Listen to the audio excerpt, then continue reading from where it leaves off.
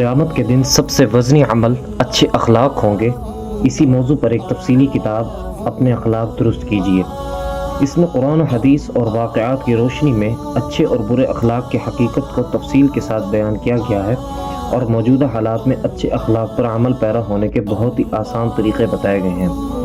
شریعت کا سب سے بنیادی مقصد یہ ہے کہ انسان اپنے اخلاق کو بہتر بنائے اور اپنے دل میں پیدا ہونے والے جذبات کو قابو میں رکھے، یعنی کسی بھی حالت میں انسان کو اپنے رویے میں اچھائی اور اعتدال برقرار رکھنا چاہیے تاکہ وہ زندگی میں بہتر فیصلے کر سکے اور دوسروں کے ساتھ اچھے تعلقات قائم کر سکے۔